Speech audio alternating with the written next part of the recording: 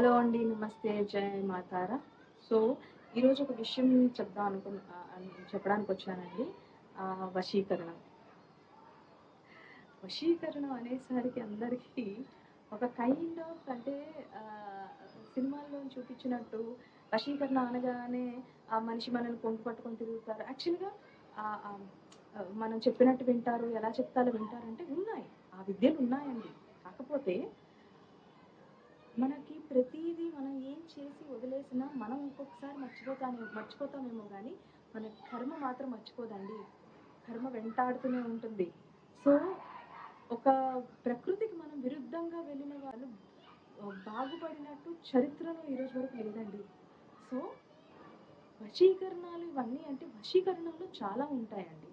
Attraction spells అని అంటే వశీకరణం అంటే అది మనిషి వశం చేసుకునేది మాత్రమే కాదు. జనవశీకరణ అంటారు. జనవశీకరణ అంటే ఏంటి? జనాలందరూ మీ ఇంటి ముందు క్యూ కట్టుకొని నిల్చోవడం కాదు కదా. జనవశీకరణ అంటే ఫర్ ఎగ్జాంపుల్ మీరు ఒక టీచరో, లేదంటే ఒక మేనేజరో, కంపెనీలో మేనేజరో, లేదంటే ఒక పబ్లిక్ స్పీకరో ఇలా అయినప్పుడు జనాలు మీ మాట వింటేనే కదా మీ పని అక్కడ అయ్యేది. సో అలా జనాలు కూర్చుని మీ మాటను వినాలి అంటే దాన్ని వశీకరణం కూడా కూడా అంటారు. సో న్యాయబద్ధంగా వెళ్ళాలి. అలాంటి వాటికి ప్రకృతి మాలాంటి వాళ్ళు అందరం హెల్ప్ చేస్తాం. సో మీకు క్లారిటీ రావడానికి నేను చెప్తున్నా ఈ విషయం. చాలా మంది వశీకరణాలు అవి చేస్తారు అంటే బ్రింగ్ మై ఎక్స్ బ్యాక్ అంటారు. అసలు first of all bring your ex back అంటే అసలు మీ ఎక్స్ ఎందుకు అయ్యారు? మీ మధ్యన కంపాటబిలిటీ లేకనే కదా. ఇప్పుడు ఫర్ ఎగ్జాంపుల్ అండి, మీకు ఒక ట్రావెల్కి వెళ్దాం అనుకుంటున్నారు, ఒక హాలిడేకి వెళ్దాం అనుకుంటున్నారు. మీకు అక్కడ ఒక మంచి ప్రదేశం చాలా అందంగా ఉంది, వెళ్ళాలి అక్కడికి అనుకుంటారు. తీరా అక్కడికి వెళ్ళిన తర్వాత అమ్మో చాలా చలిగా ఉంది, నా వల్ల కాదు, నాకు వేడి కావాలి, ఇక్కడ వేడిగా ఉండాలంటే ఎలా అవుతుంది? ఆ పరిస్థితులు ఎందుకంటే మీరు ఆ ప్లేస్ చూస్ చేసుకున్నారు వెళ్దామని. దాని యొక్క నైజం ఆ ప్లేస్ యొక్క పరిస్థితి అంతే ఉంటుంది. దానికి అనుగుణంగా మీరు వెళ్ళాలి. లేదు నేను అక్కడ ఉండలేను అనుకున్నప్పుడు మీరు అసలు ఆ ప్లేసే చూస్ చేసుకోకూడదు. అది మనిషి దగ్గర కూడానండి. నాకు ఈ మనిషినే కావాలి అన్నప్పుడు ఆ మనిషితో వచ్చే పాజిటివ్స్ అండ్ నెగిటివ్స్ని కూడా మీరు యాక్సెప్ట్ చేయడానికి రెడీగా ఉండాలి. అలా లేనప్పుడు ఆ మనిషి కాదు మీకు కావాల్సింది. మీ ఎక్స్ అయ్యింది కూడా అందుకే అవుతారు, ఆ ప్రాబ్లమ్స్ వల్లే కావచ్చు.